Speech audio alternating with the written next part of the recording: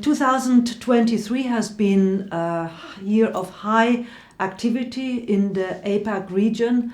We started off the year in March in Jakarta with several workshops with the Indonesian government on the safe and sustainable use of fragrance, as well as industry stakeholders, and implementation of the IFRA Standards.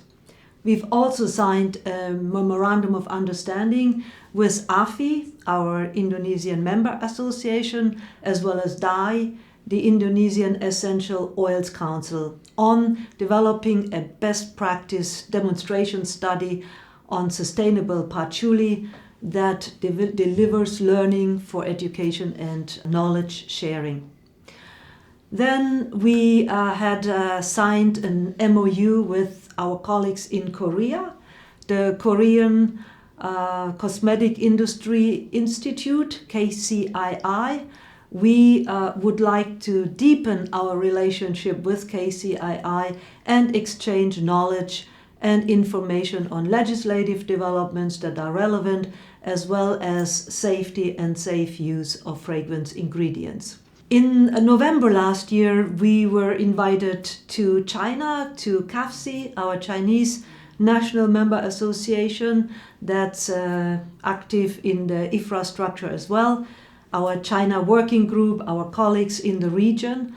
And I gave an opening speech to the KCII annual meeting in Jinan on the safe and sustainable use of fragrance. And subsequently, we had a dialogue with the Chinese government, stakeholders in the industry, and colleagues on priorities of common interests. And those priorities are the standards, IFRA standards, Chinese standards, natural complex substances, alternatives to animal testing, as well as allergens and scientific methodologies.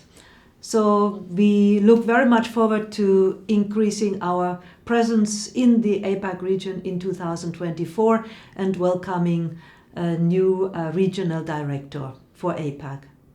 2023 was an extremely dynamic year for the fragrance industry, but also geopolitically. A lot of turbulence in the world, which caused market uncertainty, as well as regulatory uncertainty, but also increased regulatory developments, not just in Europe, where we experienced a regulatory tsunami, also in other parts of the world, in particular Asia Pacific, with China having more and more legislation coming up, but also other countries like Korea, like in Singapore, like Indonesia, where there are emerging and existing regulatory developments.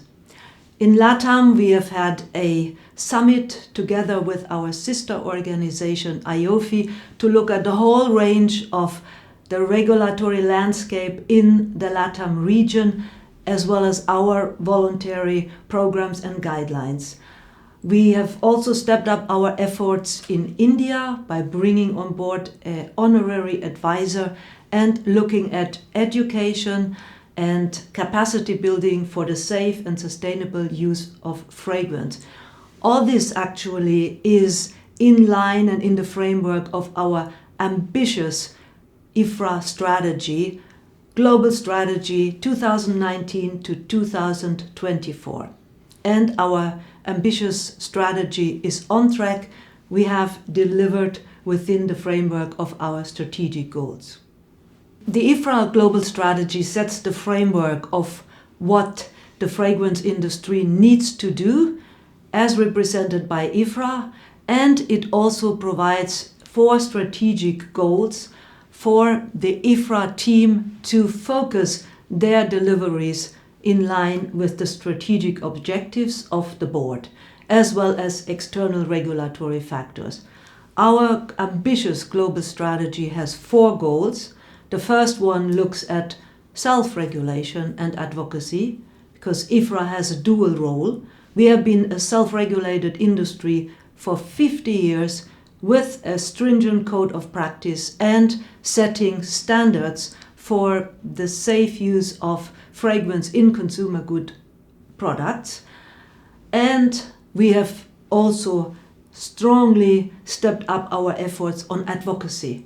We cover all things fragrance and all regulatory developments all over the world, just to make sure that any legislation becomes workable for us. And we have teams in place, strong and competent teams in the different geographies to help work with the national associations on delivering the advocacy to ensure the business continuity of the industry. Our second global goal is global collaboration.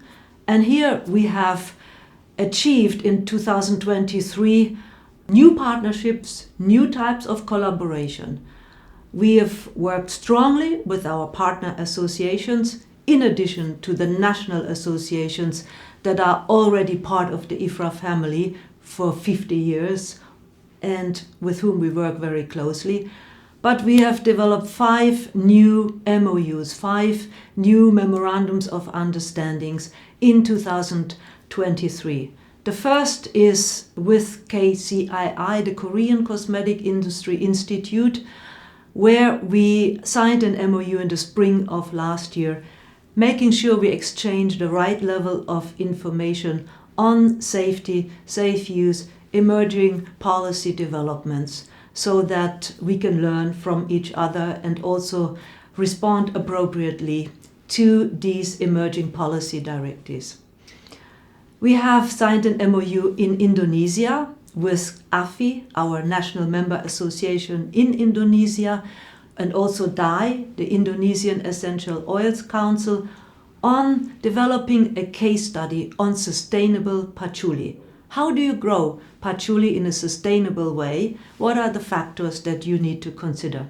There's much patchouli grown already, a lot of expertise available. Patchouli is the queen of fragrance, and not everything is demonstrated, or written down. So this is a demonstration project which will describe a best practice for farmers and others to learn about criteria and factors that you need to consider if you want to grow patchouli in a sustainable way. Another MOU we have signed is with the Hindu College in India, as well as the Sanganeria Foundation, on promoting education, capacity building and learnings through a 1-year perfumery course jointly with these other associations. And 2 other MOUs we've already been on for some time is an MOU IFRA has with UEBT, the Union of Ethical Biotrade, with whom we work together for a number of years. But now we have started a new collaboration that will look at particularly identifying risks in the natural supply chains and address those risks together collectively, and we only will work on risks that no company can address on their own. And the last MOU I wanted to mention is one that we've also had for some time, but now has a new dimension. It's together with our sister organization IOFI, as well as the GIZ, the German Gesellschaft für international Zusammenarbeit, international collaboration on growing wuhu in South Africa and developing best practices on access and benefit sharing.